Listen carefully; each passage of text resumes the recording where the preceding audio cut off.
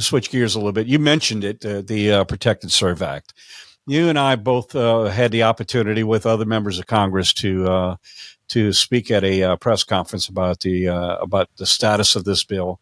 And it's, as a law enforcement officer, and more personal for you because of your history. In 2019, this bill was passed almost unanimous in the House. It was unanimous in the committee. It went on to the House, and it was lopsided. Like 90% supported this particular bill. And for our viewers and listeners, what this bill does is it opens up an avenue for our law enforcement officers if they're attacked because of their profession. Then it opens up the opportunity for federal charges. It doesn't mean that every case would be a federal charge, but it leaves an avenue for the federal government to step in and say, okay, targeting of law enforcement officers is just simply not acceptable. And here we are. This is 2019. And it passed the House, but it didn't make it through. It didn't become law. So here we are. Every year we're chasing it again. Fraternal Order of Police started tracking these numbers. We saw this trend. We tracked it. We worked to get the language in this bill introduced, and we were hopeful in 2019 we'd get somewhere with it. Now, I'm going to tell you what's absolutely not acceptable, and let it fall where it is. Since 2019, we've had some 1,600 officers shot in the line of duty during that period of time, and lost a lot of officers that people who went to work and never came home at the end of their shifts. They and their families deserve better. And probably almost a third of that are ambush attacks of law enforcement officers.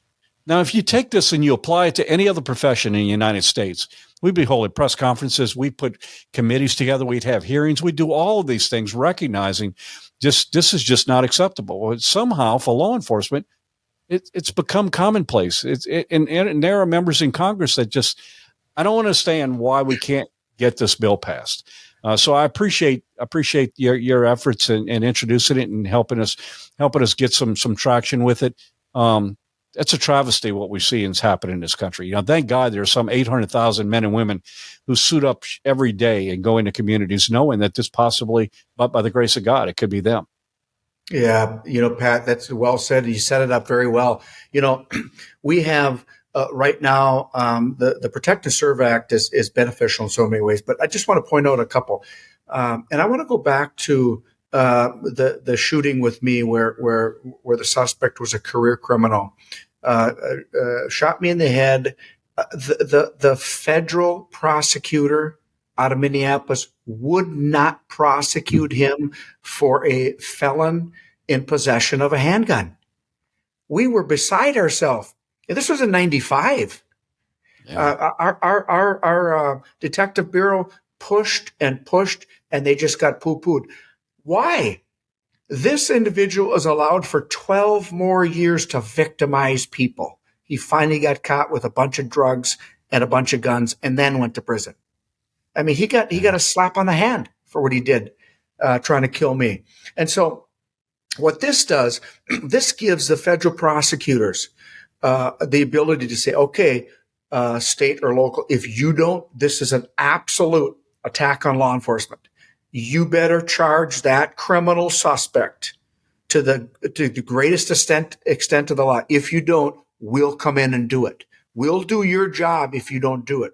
And Pat, you talked about the ambushes on law enforcement.